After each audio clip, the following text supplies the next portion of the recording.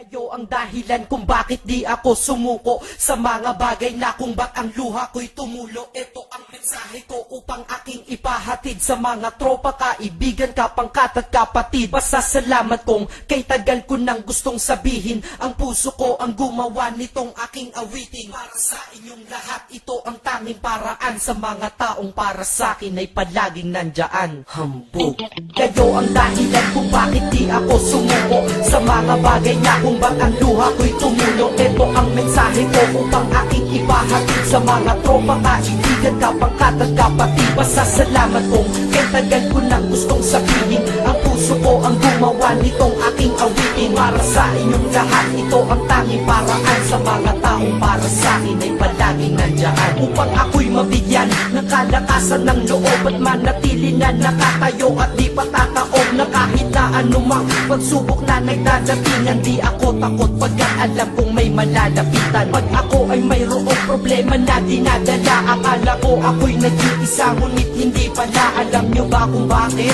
Kasi andyan sila, handa na iabot ang tulong nagmula sa kanila. Walang reklamo at walang hinihingi na kapalit. Kaya di lang kaibigan turing ko kundi sang malapit na kapatid. Sila'y kinikilala kong ikalawa na pamilya. Wag ko daw isiping mag-isa ka pa. Dahil sila'y aking sandalan, di ako pinabayaan. Damahin ko kalungkutan, di nila pinapayagan. Kung wala kayong lahat kaibigan ko, marahil wala na rin ako. Ngunit nandito pa ako dahil kayo ang dahilan kung bakit di ako sumuko sa mga bagay na kung ba't ang luha ko'y tumulo. Ito ang mensahe ko upang aking ipahatid sa mga tropa, kaibigan, kapangkat at kapatid. Pasasalamat kong kay tagal ko nang gustong sabihin. Ang puso ko ang gumawa nitong aking awitin. Para sa inyong lahat, ito ang tanging paraan sa mga taong para sa akin ay palaging nandyan. At di kayo nawawala at di ako tinalikuran. Yan ang dahilan kung bakit hindi ko kinalimutan ang aking pinagmulan. Pakikisama nangunguna. Pag nakita ka ng tropa, sasabihin shot ka muna. Pag nabadrip sa pamilya, lalabas ka lang ng bahay. Lakad lang ng konti, andyan sila at merong tagay na inyong pagsasaluhan at inyong pinapaikot. Simpleng tulong yan nilang unti-unting pinapalimot. Ang problema mong pasan-pasan sa mga pangyayari sa tahanan o sa pera o kahit pa sa babae. Kahit sa gulo o away, tila ba mga sundalo, di pwedeng maiwan ang isa, manalo o matalo. Ganyan ang kaibigan ko, mas kilala bilang barkada. Kung ako'y mamamatay na bukas,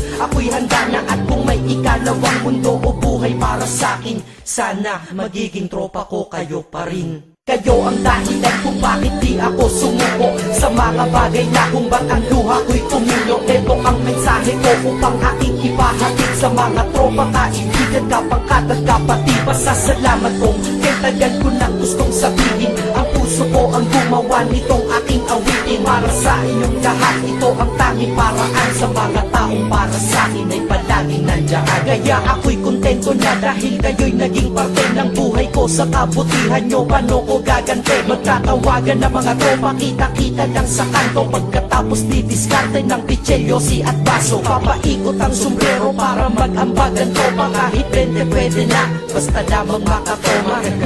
Ganito kami, at least magkakaramay. Kaya wag kang magtaka kung ba't masasaya ang tambay. Dahil tambay ay binubuo ng samahan na tunay. May kaibigang adik, mabait, iba ay merong sungay. Oo, iba-iba ang aming mga katauhan.